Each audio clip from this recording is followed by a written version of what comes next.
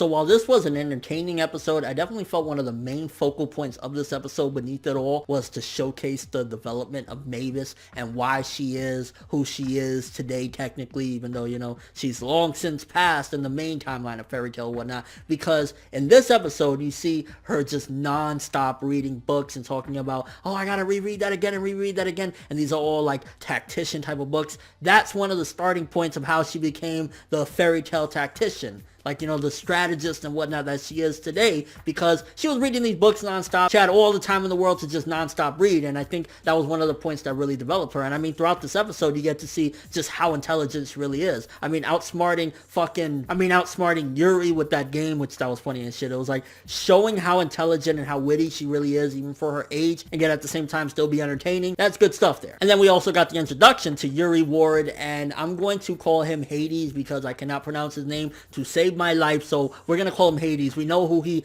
grows up to be, so yeah, bro, you're Hades. And the fact that they started off as treasure hunters, which I think we've seen actually treasure hunters like one other time, maybe two other times, but the last time, or the only time really that I can remember treasure hunters, was the three dudes that Lucy and them had to fight, and they were really crusty, and people were having controversy because they were saying that they were kind of like One Piece characters, and maybe Hiro Mashima was taking shots at One Piece, stuff like that. Like, that's the only time I could see that I remember there being treasure hunters. So it's kind of cool to get a little backstory that Warren and all them initially started off as simple treasure hunters. They didn't want to be like, in this guild or whatever and all that stuff. Like, it happened eventually. And then in this episode, which I will tell you one thing, for manga readers, I'm sort of aware of certain aspects, certain big aspects of Fairy Tail Zero. But with that being said, the stuff with Zero in this episode, with her being shy and stuff like that, it was definitely very nicely done.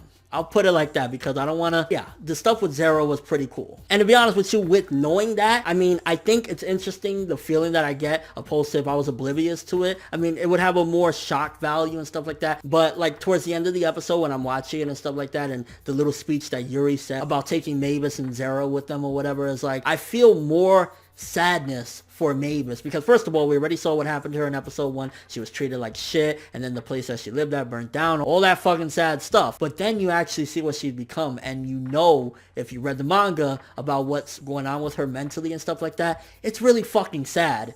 Like, it honestly genuinely makes me sad when I see that and I hear Yuri saying that, because like, honestly, they're doing a nice job, and I don't want to spoil for anybody what I'm talking about, but if you read the manga, you know what I mean, and that was just really good shit. As far as animation goes, to be honest with you, this episode was a lot of still shots. I'll be honest with you. I remember just looking at the episode a lot of the times and saying, hey, can we animate something like that'd be kind of cool. And I guess the goal that kind of binds them all together. I mean, if you really think about it, and it was even mentioned in the episode, Mavis did not give a shit about the Tenro Jade. I mean, from what we've seen thus far anyway, she didn't even know it was gone, so she must have not really care. I think, if anything, maybe going into it again a little more psychological, is that she wanted to use that as an excuse to have friends and go with them. It was like, yeah, I want to go get it, so maybe that's why she used it, because it's a simple goal nonetheless. It's a very like, oh yeah, we want to find something, so let's all band together and I can help you guys, whatever. So it's kind of like a simple goal, but if you think about it psychologically, it's like, she probably doesn't give a shit about it. She really doesn't. She just wants desperately to be with friends, and she's using that as an excuse. And it's just crazy to see the beginnings of some of these characters, especially Hades. Like, how do you go from